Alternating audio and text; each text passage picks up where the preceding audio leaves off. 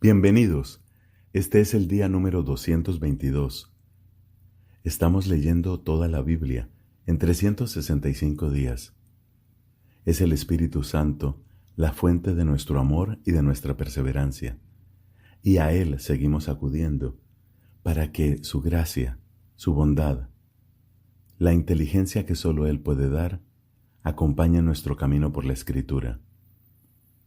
Hoy tenemos textos del libro de Esther, del Eclesiastés y del Evangelio según San Lucas. En el nombre del Padre, y del Hijo, y del Espíritu Santo. Amén. Del libro de Esther, capítulo 6. Aquella noche, como el rey no podía conciliar el sueño, hizo traer el libro de las memorias o crónicas, y lo leyeron en su presencia.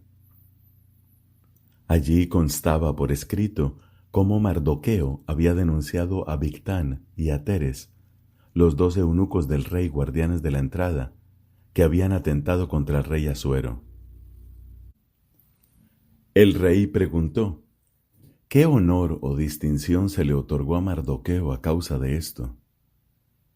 No se le dio nada, respondieron los cortesanos que estaban a su servicio.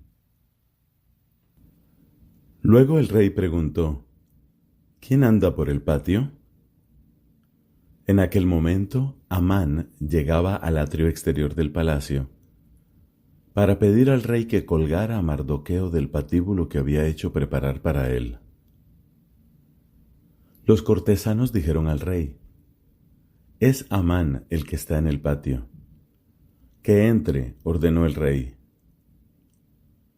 Apenas entró Amán, el rey le preguntó: ¿qué habría que hacerle a un hombre a quien el rey quiere honrar? Amán pensó entonces: ¿hay alguien a quien el rey quiere honrar más que a mí? Por eso dijo al rey: si hay alguien a quien el rey quiere honrar, que traigan una vestidura real usada por el rey y un caballo que él haya montado, y que pongan en la cabeza de la cabalgadura una diadema real. Luego entregarán la vestidura y el caballo a un alto dignatario de la nobleza real, vestirán al hombre a quien el rey quiere honrar, y lo pasearán a caballo por la calle principal de la ciudad, proclamando delante de él: así es tratado el hombre a quien el rey quiere honrar. Entonces el rey dijo a Amán: toma enseguida la vestidura y el caballo, tal como lo has indicado, y haz eso mismo con Mardoqueo, el judío que está sentado en la puerta real.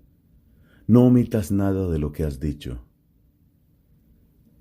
Amán tomó la vestidura y el caballo, vistió a Mardoqueo y lo paseó por la calle principal de la ciudad, proclamando delante de él: así es tratado el hombre a quien el rey quiere honrar. Luego Mardoqueo volvió a la puerta real, mientras Amán regresaba precipitadamente a su casa, dolorido y tapándose la cara de vergüenza. Amán contó a Zeres, su mujer, y a todos sus amigos lo que había pasado. Entonces sus consejeros y Zeres, su mujer, le dijeron: si ese Mardoqueo, ante quien has comenzado a caer, pertenece a la raza de los judíos, no podrás derrotarlo, caerás irremediablemente ante él. Todavía estaba hablando con Amán cuando llegaron los eunucos del rey y lo llevaron rápidamente al banquete que había preparado Esther. El rey y Amán fueron al banquete con la reina Esther. Aquel segundo día, en el momento de brindar, el rey volvió a decir a Esther: ¿qué es lo que pides, reina Esther? Lo que sea te será concedido. ¿Qué es lo que quieres? Aunque sea la mitad del reino, lo tendrás. La reina Esther tomó la palabra y dijo: Rey, si estás dispuesto a hacerme un favor, y si esto es lo que te agrada, mi petición es que me concedas la vida, y mi deseo es que perdones la vida de mi pueblo. Porque yo y mi pueblo hemos sido entregados al exterminio, a la muerte y a la destrucción. Si hubiéramos sido vendidos como esclavos y esclavas, me habría callado, ya que esa desgracia no habría perjudicado al rey. El rey Asuero tomó la palabra y dijo a la reina Ester: ¿Quién es y dónde está el que ha concebido semejante cosa? Ester respondió: El enemigo y adversario es ese miserable de Amán. Amán quedó aterrorizado ante el rey y la reina, y el rey, en un arrebato de ira, se retiró del banquete y fue hacia el jardín del palacio. Mientras tanto, Amán se quedó para implorar por su vida a la reina Ester, porque veía que el rey ya había decidido su ruina. Cuando el rey volvió del jardín del palacio a la sala del banquete, Amán estaba tendido sobre el diván donde se recostaba Ester. Entonces el rey exclamó: ¿Y todavía se atreve a violar a la reina, estando yo en la casa? Apenas el rey pronunció esta palabra, se abalanzaron sobre Amán y le taparon el rostro. Y Jarboná, uno de los eunucos, dijo en presencia del rey: Precisamente en casa de Amán se ha instalado un patíbulo de 25 metros. Él mismo lo hizo levantar para Mardoqueo, aquel que salvó al rey con su denuncia. El rey ordenó: Cuélguenlo allí. Así colgaron a Amán del patíbulo que él había preparado para Mardoqueo, y se calmó la furia del rey. Ese mismo día, el rey Asuero entregó a la reina Ester todas las posesiones de Amán, el opresor de los judíos, y Mardoqueo fue presentado al rey porque Ester le había revelado el lazo de parentesco que tenía con ella. El rey se sacó el anillo que le había retirado a Amán y se lo dio a Mardoqueo, y Ester puso a éste al frente de todas las posesiones de Amán. Luego Ester habló de nuevo en presencia del rey. Cayó a sus pies, lloró y le suplicó que anulara los planes perversos que Amán, el agagita, había maquinado contra los judíos. El rey tendió hacia Ester el cetro de oro. Ella se levantó, permaneció de pie en presencia del rey y dijo: Si al rey le parece bien y quiere hacerme un favor, si lo juzga conveniente y está contento conmigo, haga revocar por escrito los documentos que Amán, hijo de Hamdatá, el agagita, concibió y escribió para eliminar a los judíos de todas las provincias del rey. ¿Cómo podré resistir al ver la desgracia que se abatirá sobre mi pueblo? ¿Cómo podré ser testigo de la desaparición de mi estirpe? El rey Asuero dijo entonces a la reina Ester y a Mardoqueo el judío: Ya ven que he dado a Ester todas las posesiones de Amán, y que a él lo han colgado del patíbulo por haber atentado contra los judíos. Ahora ustedes, por su parte, escriban como mejor les parezca en favor de los judíos, háganlo en nombre del rey y sellen el escrito con el anillo real, porque un documento escrito en nombre del rey y sellado con el anillo real no puede ser revocado. Los secretarios del rey fueron convocados en aquel mismo momento, el día 23 del tercer mes, que es el mes de Siván, y tal como lo ordenó Mardoqueo, se redactó un documento dirigido a los judíos, a los prefectos, los gobernadores y los jefes de las provincias. Eran 127 provincias, desde la India hasta Etiopía, a cada provincia en su propia escritura y a cada pueblo en su propia lengua, y también a los judíos en su escritura y su lengua.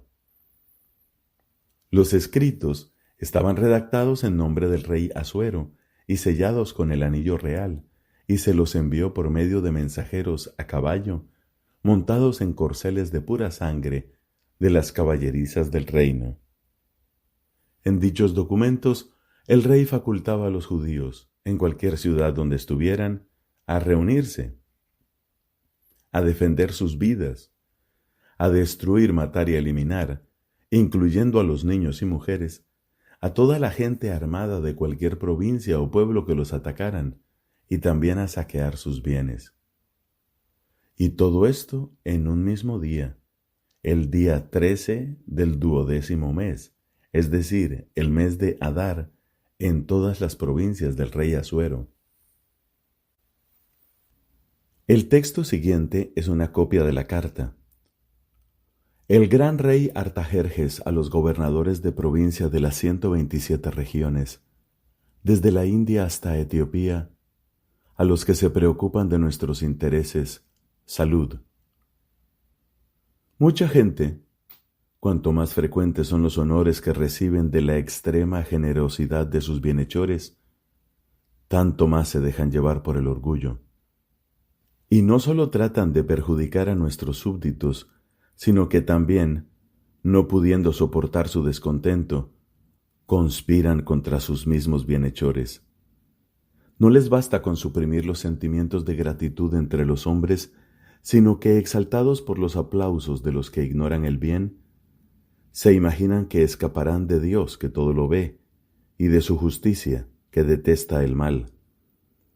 Así, con frecuencia, muchos de los que están constituidos en autoridad, bajo la presión de ciertos amigos, a quienes habían confiado la administración de los asuntos de Estado, se han hecho cómplices del asesinato de inocentes y se han visto envueltos en males irremediables, porque los sofismas falaces de una mentalidad perversa engañaron la absoluta buena fe de los soberanos. Esto se puede comprobar sin necesidad de remontarnos a los relatos que nos llegan del pasado, examinando lo que acontece ante nuestros ojos. ¿Cuántas impiedades no han sido perpetradas por esta calaña de gobernantes indignos? Por eso vamos a tomar precauciones para el futuro, a fin de asegurar a todos los hombres la tranquilidad y la paz del reino, efectuando los cambios oportunos y juzgando siempre con actitud ecuánime los asuntos que se nos presenten.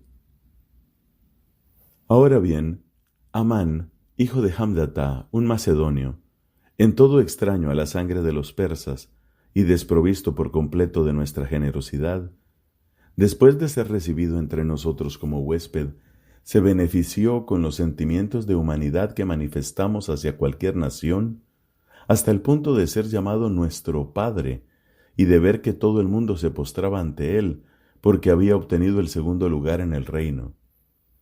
Pero él no fue capaz de moderar su soberbia e intentó arrebatarnos el poder y la vida. Con toda clase de argucias, reclamó la pena de muerte para Mardoqueo, nuestro salvador y constante bienhechor, para Esther, nuestra irreprochable consorte real, y para su nación entera. Así, él pensaba dejarnos aislados y entregar a los macedonios el imperio de los persas. Pero nosotros hemos hallado que los judíos, condenados al exterminio por ese hombre 3 veces criminal, no son malhechores. Al contrario, se gobiernan con las leyes más justas y son hijos del Altísimo, del gran Dios viviente, que para nuestro bien, como antes para el de nuestros antepasados, conserva el reino en el estado más floreciente. Por lo tanto, ustedes no deben tener en cuenta las cartas enviadas por Amán, hijo de Hamdatá, ya que su autor ha sido colgado ante las puertas de Susa con toda su familia. Dios, el soberano de todas las cosas, le ha infligido así el rápido castigo que merecía. Además, expondrán en todo lugar público la copia de esta carta, dejarán que los judíos vivan de acuerdo con sus costumbres y les prestarán la ayuda necesaria para defenderse de quienes los ataquen en el momento de la persecución, ese mismo día 13 del 12º mes llamado de Adar. Porque Dios, que tiene todas las cosas bajo su poder, ha hecho de aquella fecha no un día de exterminio, sino de alegría para todo el pueblo judío. En cuanto a ustedes, los judíos, celebrarán gozosamente este día memorable como una de sus fiestas solemnes, a fin de que, ahora y en el futuro, sea una prenda de salvación para nosotros y para los persas de buenos sentimientos, y para los que conspiran contra nosotros sea memorial de perdición. Cualquier ciudad o provincia en general que no obre de acuerdo con estas prescripciones será arrasada sin piedad a sangre y fuego.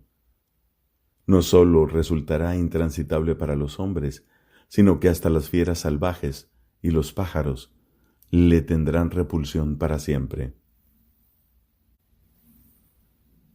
Una copia del documento debía ser promulgada con fuerza de ley en cada provincia y comunicada a todos los pueblos, de manera que los judíos estuvieran preparados aquel día para vengarse de sus enemigos. De inmediato, por orden del rey, partieron a toda velocidad los mensajeros montados en los caballos de las caballerizas reales, y el decreto fue promulgado también en la ciudadela de Susa. Mardoqueo salió de la presencia del rey llevando una vestidura real de púrpura violeta y lino blanco, una gran corona de oro y un manto de lino fino y escarlata. En la ciudad de Susa resonaban los gritos de alegría, y para los judíos todo era luz y alegría, regocijo y honor. En cada provincia y en cada ciudad, a medida que iba llegando la orden del rey y su decreto, los judíos se sentían desbordantes de gozo y alegría y celebraban banquetes y fiestas. Y muchos entre la gente del país se profesaban judíos, porque el temor a los judíos se había apoderado de ellos. Palabra de Dios. Te alabamos, Señor. Del libro del Eclesiastés, capítulo 6. Hay un mal que yo he visto bajo el sol y que resulta muy pesado para el hombre. A uno Dios le ha dado riquezas, posesiones y honores, y no le falta nada de lo que desea. Pero Dios no le permite disfrutar de eso, sino que lo disfruta un extraño. Esto es vanidad y un mal penoso. Si un hombre tiene 100 hijos y vive muchos años, por más numerosos que sean los días de sus años, si su alma no se sacia de felicidad y ni siquiera le dan sepultura, yo digo que un aborto es más feliz que él. Porque éste ha venido en vano y se va hacia las tinieblas, y su nombre será cubierto por las tinieblas. No ha visto ni conocido el sol, pero descansa más tranquilo que aquel. Y aunque ese hombre hubiera vivido 2000 años, sin tener en ellos la felicidad, ¿acaso no van todos al mismo sitio? Todo el esfuerzo del hombre va a parar a su boca, pero el deseo no se satisface jamás. ¿En qué aventaja el sabio al necio? ¿Qué ventaja tiene el pobre que sabe enfrentarse con la vida? Vale más lo que se ve con los ojos que lo que se imagina con el deseo. También esto es vanidad y correr tras el viento. Lo que existe ya ha sido llamado por su nombre. Ya se sabe lo que es el hombre y que él no puede entrar en pleito con aquel que es más fuerte que él. Donde abundan las palabras, aumenta la vanidad. ¿Y qué aprovecha eso al hombre? Porque, ¿quién sabe lo que es bueno para el hombre en la vida, durante los contados días de su vida fugaz, que él pasa como una sombra? ¿Quién puede, en efecto, indicar al hombre lo que habrá después de él bajo el sol? Palabra de Dios. Te alabamos, Señor. Del Evangelio según San Lucas, capítulo 4, versículos del 31 al 44. Jesús bajó a Cafarnaúm, ciudad de Galilea, y enseñaba los sábados. Y todos estaban asombrados de su enseñanza porque hablaba con autoridad. En la sinagoga había un hombre que estaba poseído por el espíritu de un demonio impuro, y comenzó a gritar con fuerza: ¿Qué quieres de nosotros, Jesús Nazareno? ¿Has venido para acabar con nosotros? Ya sé quién eres, el Santo de Dios. Pero Jesús lo increpó diciendo: «Cállate y sal de este hombre». El demonio salió de él, arrojándolo al suelo en medio de todos sin hacerle ningún daño. El temor se apoderó de todos y se decían unos a otros: «¿Qué tiene su palabra? Manda con autoridad y poder a los espíritus impuros y ellos salen». Y su fama se extendió por todas partes en aquella región. Al salir de la sinagoga entró en la casa de Simón. La suegra de Simón tenía mucha fiebre y le pidieron que hiciera algo por ella. Inclinándose sobre ella, Jesús increpó a la fiebre y ésta desapareció. Enseguida, ella se levantó y se puso a servirlos. Al atardecer, todos los que tenían enfermos afectados de diversas dolencias se los llevaron, y él, imponiendo las manos sobre cada uno de ellos, los curaba. De muchos salían demonios gritando: «Tú eres el Hijo de Dios». Pero él los increpaba y no los dejaba hablar, porque ellos sabían que él era el Mesías. Cuando amaneció, Jesús salió y se fue a un lugar desierto. La multitud comenzó a buscarlo, y cuando lo encontraron querían retenerlo para que no se alejara de ellos. Pero él les dijo: «También a las otras ciudades debo anunciar la buena noticia del reino de Dios, porque para eso he sido enviado». Y predicaba en las sinagogas de toda la Judea. Palabra del Señor. Gloria a ti, Señor Jesús.